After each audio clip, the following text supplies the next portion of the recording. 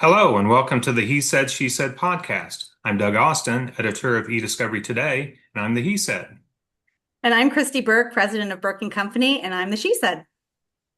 Welcome to our podcast where we discuss interesting and educational trends within the legal and eDiscovery communities.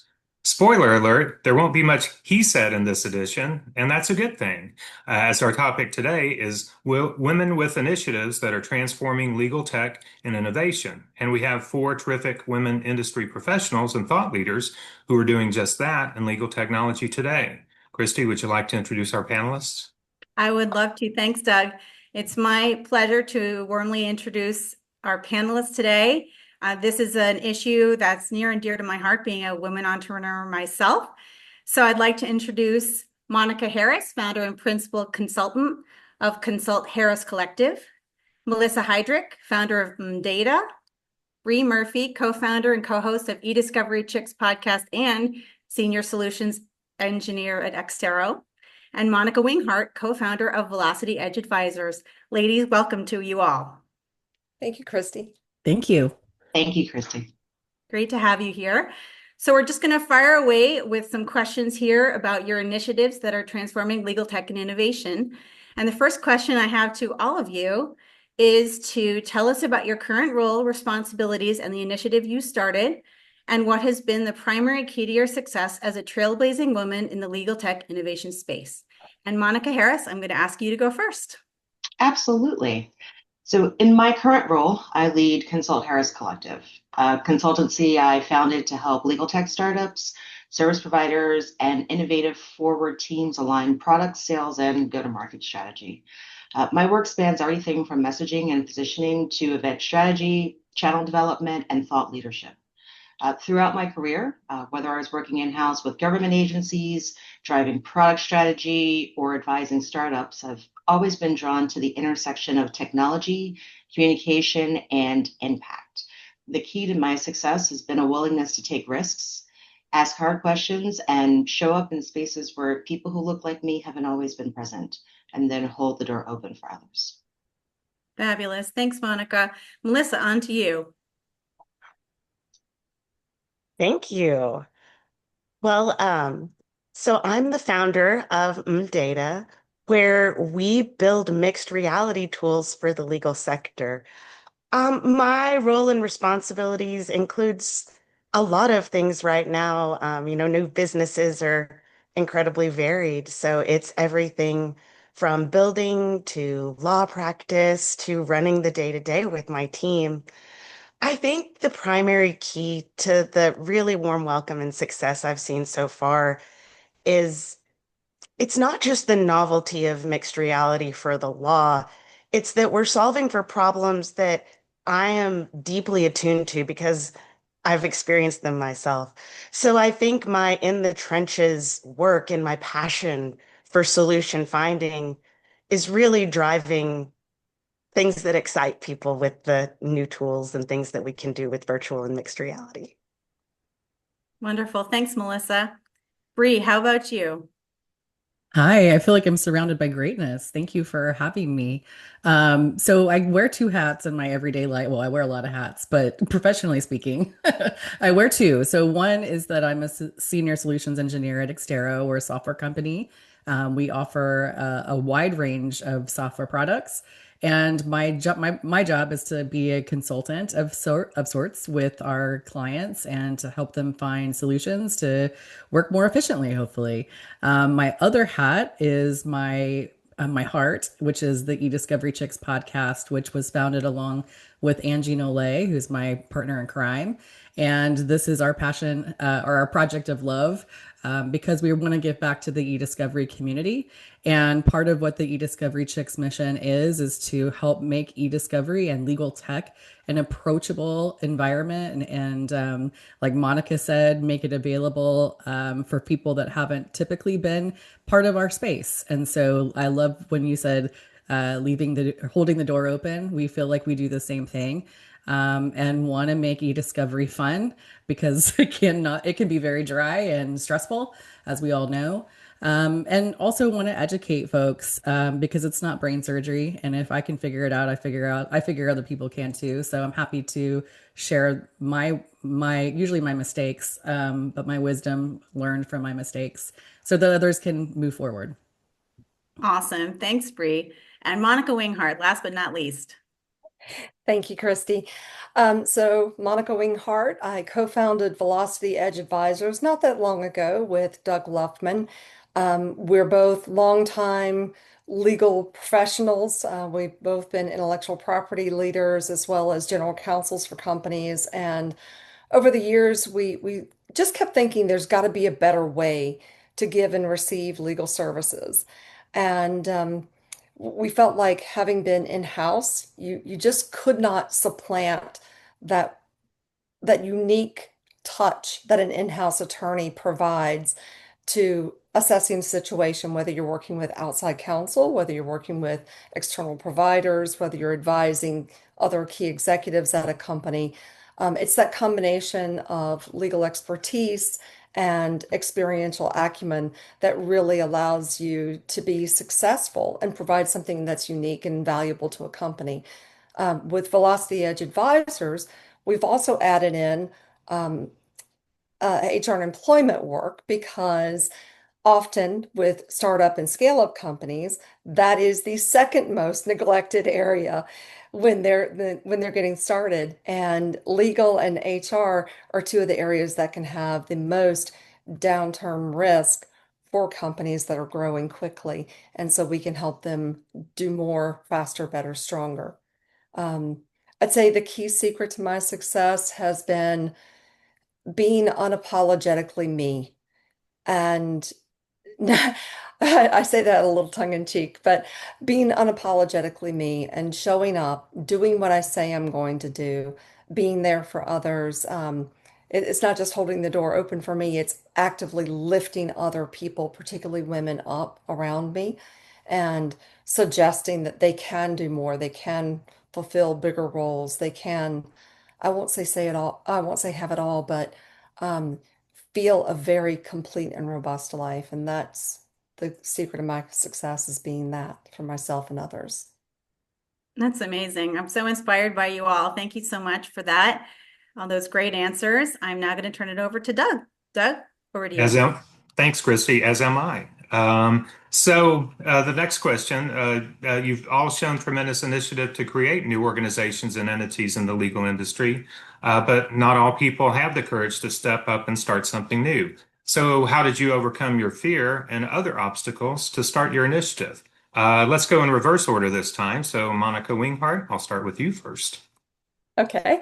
Um, so it's scary. You're right. It's absolutely a scary thing. There's the fear of failure. There's the fear of what if I can't do this? Not that I won't be successful, but I just personally can't do this. I'm going to have to sacrifice too many other things.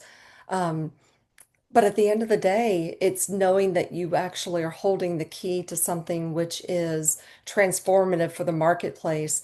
For me personally, that's what drove me to go forward with Velocity Edge Advisors. And I think having a like-minded partner who said, no, you're not crazy. There is a better way and we can do it.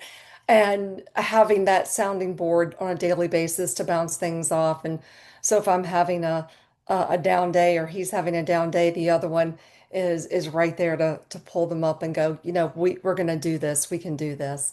Um, I've done it on my own before. I founded my law firm on my own, and that's been up and running for a decade now. And it was not easy to go it alone, but it's entirely worth it to control your own destiny and to be able to be the kind of partner and business solutions provider that you know that you can be and that you know that you and others deserve to have. Um, it's irreplaceable. All right, thanks, Monica. My Bree, my Houston colleague here, you're up next. Yeah, two Houstonians here. Well, even in another Texan with Melissa Heidrick. I echo some of what Monica Winghart was saying in terms of a partner in crime that supports you. I mean, Angie Nole is my I almost said like my spirit animal, but she's the person that brings a lot of levity and light and great intellect to the podcast. And together, I think that we make a really good balance of content. I'll say I have a lot of struggles in my career, like I know many people do. This is not special and unique to me, but in thinking that I'm worthy or capable enough, or that I have something that is actually that people would benefit from me sharing. And I didn't believe that anything that I had gone through or my work experience was something valuable until much later in my life. And working at Xtero and working with Angie have certainly been two environments that have helped to foster my own confidence in myself and realizing what my undercover superpowers might look like that we all have. We just need to uncover them. And so I think, in terms of finding the courage, surrounding yourself by people who support you and empower you. Women in eDiscovery was a great chapter in my life with a bunch of ladies that I have now called dear friends that have encouraged me and pushed me to get outside of my comfort zone. And working for a company that encourages creativity and innovation and being my true self, like Monica Winghart was talking about. I think falling into yourself in a positive way and accepting the parts of you that aren't the best. I mean, I'm not the expert on everything eDiscovery, and I have a lot of flaws, but I do have things that I can offer, and that in combination with people like with who are on the call right now, is what makes our industry a great place to work and to live within. I guess it's more than just work, but hopefully that answers your question, Doug. It does. Thanks, Bree. All right, now our other fellow Texan, Melissa, your turn.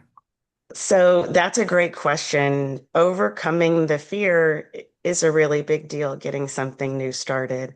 And to be honest, for a long time, I tried not to overcome that fear. I was really happy in my career doing my favorite thing with one of the best teams in the world, playing eDiscovery. And um, I wasn't looking to make a move, but I had this idea that just wouldn't leave me alone. And when something starts keeping you up at night and there's something that you really want to see in the world and it doesn't exist, um, you start feeling this need to build it. And that can get you past a lot of fear. And much like the other people we've heard from, actually, a lot of the ladies in this room helped me. I serve as the director of social media and brand management for Women in eDiscovery. Monica and Bree both serve on our leadership team. So I had a wonderful community to turn to who was supportive. Our mission is women empowering women. And this is the kind of initiative that we support and that we want to see in the world. So I had a wonderful community of people ready to catch me and support me. And also, I have to give a shout out to my colleagues at the firm because even when we were discussing ways for me to leave them, they were encouraging and supportive and curious and wanting to be involved. So I've been incredibly lucky in the support that I've received, especially as Bree mentioned, incredibly flawed, imperfect person, been in the industry for a long time on both sides of the table from a lot of people. So I've been really inspired to keep pushing forward because of the support that we've received. That's great. And that's very interesting to hear. So, Monica Harris, you're up next. Thanks, Doug. Um, I would say that with all the wisdom on this call, sometimes it's tough being the last person to answer the question because I agree with everything that I just heard. I would say the fear never really fully goes away, really. But I've learned how to use it to inform myself as opposed to seeing it as a red light, for example. Using it to understand the why and then addressing that directly, investing in myself and supporting myself in that way, using it as information. When I started my business, it wasn't because everything was perfectly in place. It's because I saw a gap that needed filling, that there were companies and communities that needed a voice, that needed a translator, a connector, and I realized that there was a bridge. Very much like I heard from all the ladies on the call, really. What helped me, or what helps me push through the fear, is really the support system that I have in our community. So my mentors, colleagues, and friends who have all reminded me on a regular basis of the value that I have brought. That gives me a lot of confidence to act. And of course, once you see the traction, the momentum really takes care of the rest. So. Very good. So now we're going to ask each of you one question individually. And good news, Monica Harris, you get to go first this time. So you mentioned in our prep call, and you told me before, that emerging technology is your passion. So could you tell us how you've parlayed that passion into a successful consulting business with Consult Harris Collective? Sure. Emerging tech has always fascinated me. It's not just the tools themselves, but what they mean for the people using them. So that curiosity has shaped every chapter of my career, from helping public sector agencies modernize their eDiscovery workflows to bringing mobile data and AI products to market. With my business, the Consult Harris Collective, I've turned that passion into impact by helping companies translate complex technology into value-driven narratives. So those are stories that resonate with buyers. It aligns sales, product teams, helps position solutions. So at its core, my business is about making innovation accessible, and help others see what's possible when they embrace what's new. All right. Melissa, this next question is for you. You founded mmData about 18 months ago to provide virtual reality tools for legal professionals. So, what have you learned in the last year and a half about the challenges and victories of starting your own company? Great question. You know, our initial tools are learning tools. In fact, our tagline is immersive learning, unlimited potential. So one of the very first things I learned is about a lot of the studies and statistics that prove out measurable improvements for learning with this kind of medium. That was an area I hadn't gotten into before, and I found it really intriguing, and it drove me forward to understand how impactful virtual reality tools can be for helping lawyers learn, because it's one of the most costly things we do is training and teaching our teams. So I've learned a lot there. Also learning a lot about the technical necessities of getting a virtual reality software off the ground and into an ecosystem with a sustainable structure that supports multiple users. I had had a lot of fun doing software development, consulting at the firm. Building yourself is very exciting and a lot of new things here to learn. I think I've also learned a lot about people. I've always had a passion for leading cross-functional teams and team building, but it's a little bit different to try. It's a project manager's dream, honestly. It's a puzzle of the right people in the right seats, leaning into their specific skills and talent in a whole new framework that I've never seen before. So the learning is exciting, and it's something that I want to share with everybody as this technology becomes more ubiquitous and accessible to us. I think there's a lot of opportunity for us to share in learning. Yeah, and doing some really cool things as I saw at Legal Week earlier this year. So, Christy, I'll turn it back to you to ask the next few questions. Thank you, Doug. I feel very energized by this discussion so far. So we're going to keep it going. Bree, I have a question for you. You have a long history in the eDiscovery field, as you alluded to earlier, even before you founded the eDiscovery Chicks podcast. How does your podcast cover the eDiscovery field in a unique way that reflects your career experience? Well, I do have a long history in the eDiscovery field, which I think some of my silver hairs on my head may be attributed to that. Certainly my love for martinis is. But no, I started off as a paralegal, a litigation paralegal in a land far away. That seems like another lifetime ago. But worn so many hats in terms of, working with clients. I was very fortunate enough to work with complex commercial litigation cases early in my career with some of the largest, corporations in the world. And so that was very exciting for me to be on the ground floor and not only learn trial, learn litigation, but also at the birth of eDiscovery and watch our industry grow up as I've grown up. And I think something that's unique about eDiscovery and legal tech, which probably everybody on this call would agree with, is because we are kind of like on a new frontier of sorts. There's not a lot of written history or educational materials or classes that you can take to teach you how to do our job. And now that I've been, paralegal, I've worked for a service provider, I work for a software company now, I was in-house as an e-discovery manager. I've had a lot of different perspectives in this field. And in every single role, I've taught myself or I've been taught by mentors along the way. And I think that's what, when we set out to do the podcast, that's what I really wanted to do was to create an environment where we could teach in a way that was practical, in a way that wasn't boring, in a way that wasn't over your head. A lot of times when you go look at e-discovery materials that are out there, it's like going to law school. And no offense to the attorneys on the call. I'm like, Melissa, don't hit me. But law school is not for everyone and it's not exciting. So, and there's a reason for that. So when Angie and I started the podcast, we sat down together and we said, why do you even want to do this? Because this is something we're doing out of our own time, out of our own pockets. We don't have, sponsors or support from anyone anywhere. I mean, other than emotional support and fan support, but I mean financially. Why do we even want to do this? And my reason for wanting to do this is that the e-discovery industry has meant my life to me. It's been a way for me to sustain as a person. It's been a way for me to provide for my family. It's taken me through some very hard times. It's also been an industry where I found some of the deepest and most satisfying friendships and relationships that I have in my life today.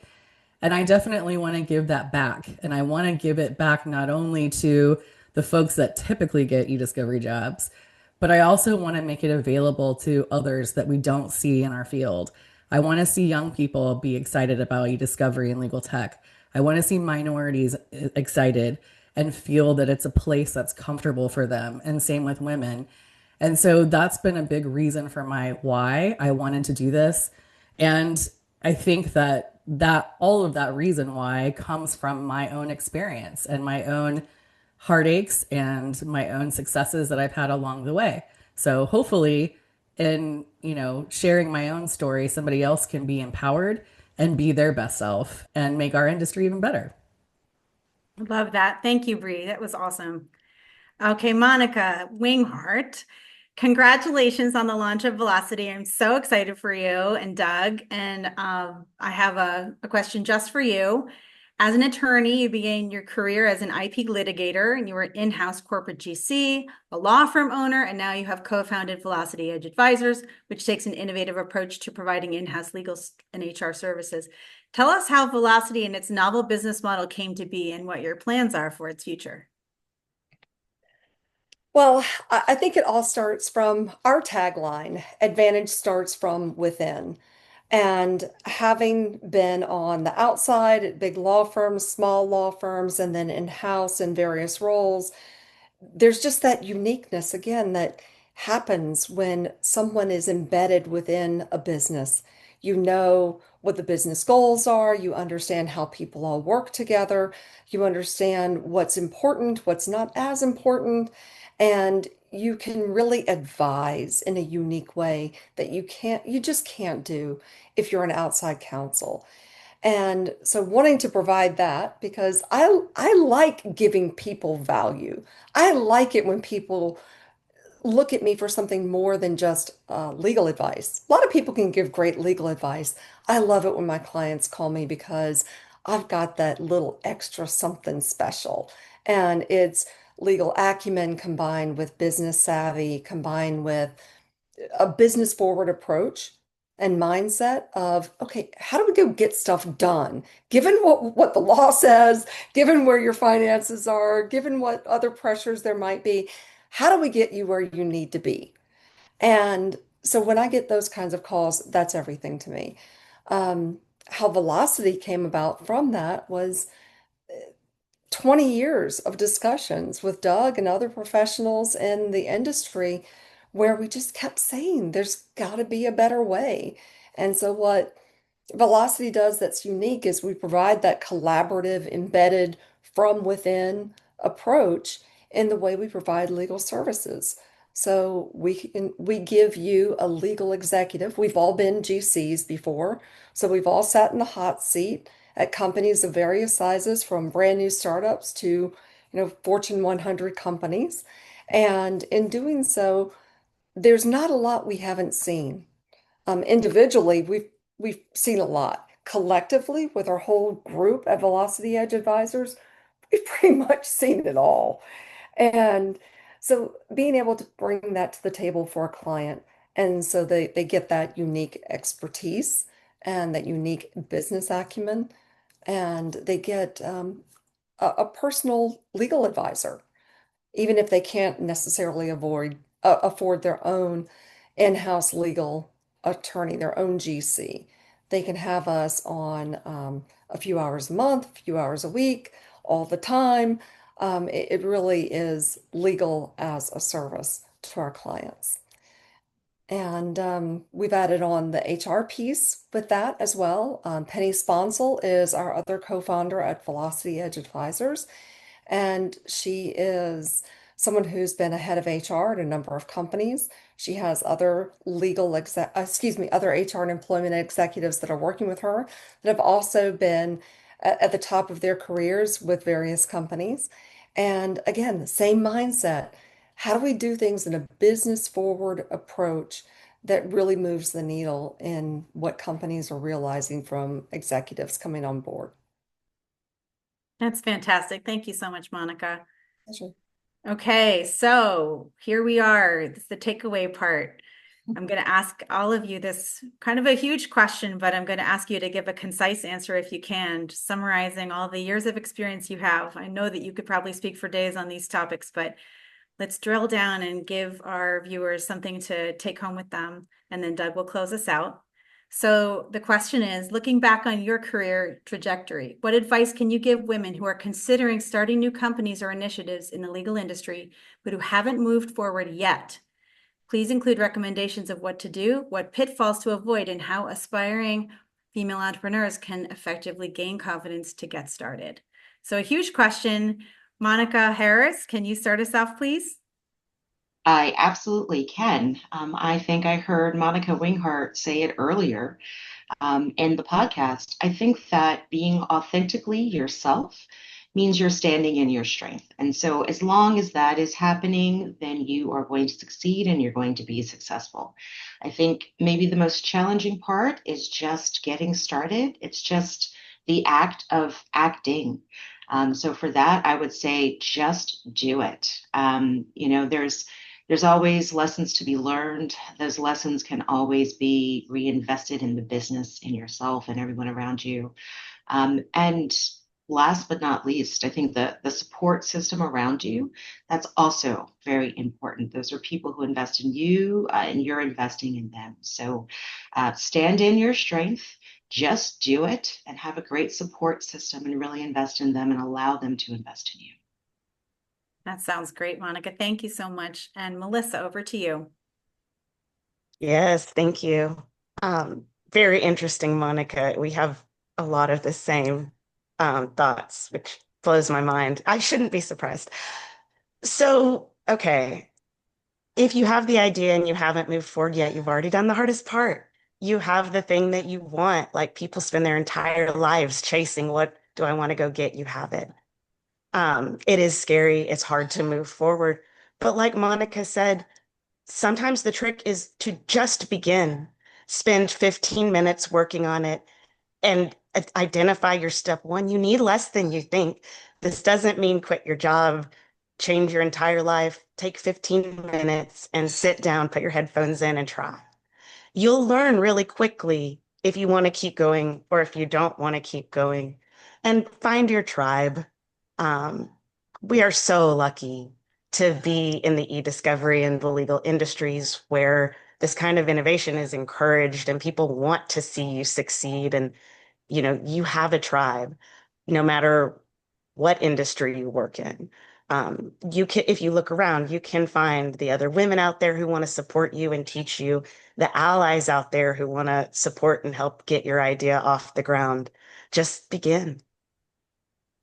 Love that, Melissa. Thanks. Bree, how about you? Yeah, I mean, I think it's the same I was talking about earlier that Angie and I did before we started the podcast is why do we want to do this in the first place, right? And I think this is a super cheesy comment to say find your why, and that's overused. But I think what that really means to me is identify what success looks like for you personally.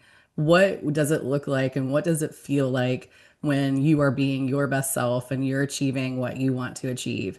If you know that that's your North Star and that's where you're trying to, that's the place that you're trying to get to or where you want to dwell, right? Then you can constantly check yourself. Is what how I'm spending my time getting me there? Do I feel that way? Yes or no? If not, then we make a change. And like Melissa was just alluding to, it doesn't mean a big change. It could be something very small. Maybe it's something that you do as a hobby. Maybe it's something that you do once a week for an hour. Whatever it is, however you get started, keep asking yourself, do I look like that picture of success that I identified a long time ago?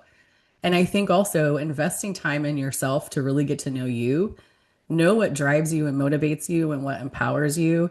I think when we start out young in our career, we try to be everything that everybody else wants us to be because we see that as success, right?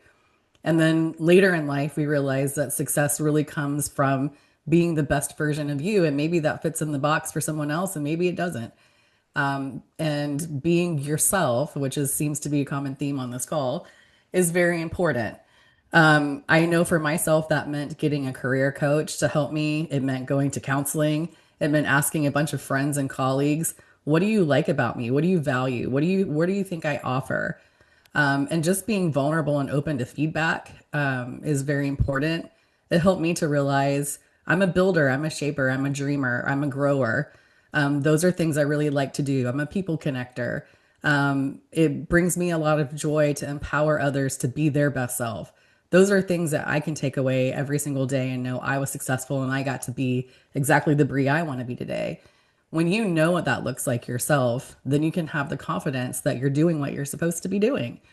I would say, in terms of what not to do, don't get in your own way. For me, that looks like don't try to be a square peg in a round hole and conform yourself to somebody else's ideals. Also, don't take things so damn personally. Sorry, I just cussed on your podcast. Okay. We do that on ours. But don't take things so personally. It's not really about you most of the time. And I'm saying this to myself as much as I'm saying it to anybody else. Get out of your own head. Also, get over the things that cause you to stumble.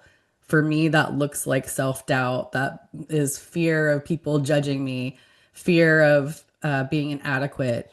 All those things that I think in the back of my head, those are the things that you have to overcome. And this is the last thing. I'm sorry, this is a long answer, and you told me to keep it concise.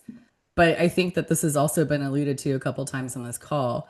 It's good to be a little afraid because when you're a little afraid, you know that you're growing. If you're comfortable, you're stuck and you're going to be stuck and you're not going to go anywhere. So embrace the fear and use it to motivate you to move forward. Awesome. Thank you, Bree. That was great. Really appreciate that. Monica Winghart, same question to you. Okay, I'm a list girl, so I have a list. The first thing it is don't be shy. Be confident in who you are, what you believe in, what you want. Use that fear, as Bree just said, but don't shy away from doing something because of the but what ifs. Just go for it. The second thing, and gosh, so many women, we fail to do this. Just ask. Ask for the job, ask for the referral, ask for information, ask for help. Ask. What's the worst that can happen? Someone says no, or they ghost you. Okay, big deal. Um, this one's hard for me. Number three, don't overcommit. Focus on over delivering. Um, uh, I was so used to saying yes all the time. I would constantly feel stressed and I wasn't able to focus on the things that I really wanted to be able to give more of my time and energy to because I was spread so thin. As I've matured, I've gotten better about not overcommitting and actively trying to over deliver on the things that really, really matter. Um, Number four, building and tending relationships. I think Bree said being a connector. Absolutely. With launching Velocity Edge Advisors, so much of it has been just word of mouth and people saying, wow, you're doing something different, you're doing something new. And they go and they check it out and then they talk to other people about it. And that's because of relationships. And it's not just about being linked into, 10,000 people.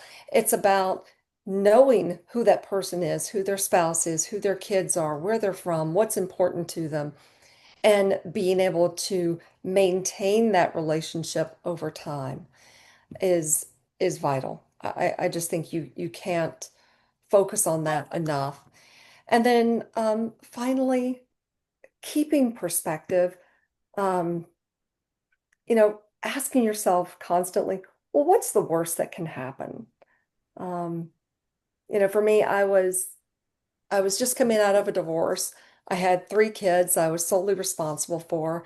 I was undergoing a major health issue. This was, back in 2015, and I didn't know what I was going to do. So I went out and I started a law firm. And, my kids were worried. I was worried. Things got a little tight. Um, but I kept asking myself, what's the worst that can happen? And I'm like, my kids aren't going to starve. I'm going to be able to put a roof over our heads, and I'm going to get to go do, maybe not tomorrow, but eventually I'm going to get to go do the things I really believe in and give a better life to myself and the people I care about. That's perspective. So whatever your perspective is, find it and hold it close and cling to it. I'm a little choked up on that one, Monica. That was amazing. Thank you so much. So inspiring. So I want to thank all our panelists so much. This has been an amazing discussion. I've learned so much from what you have all said and appreciate you contributing your wisdom to all of us. And I'm going to turn it over to Doug to close us out. Doug? Thanks, Christy. Yes, indeed. I've learned a lot of great tips, a lot of great stories. Definitely feel like I've gotten to know you all quite a bit better, and I'm really excited about being able to publish this one here in a bit. So I do want to thank Monica Harris, Monica Winghart, Bree, and Melissa for being our guests on the He Said, She Said podcast, and to Christy for, as always, being an excellent She Said to my He Said. Look forward to seeing you all next time on the He Said, She Said podcast. Goodbye and have a great day.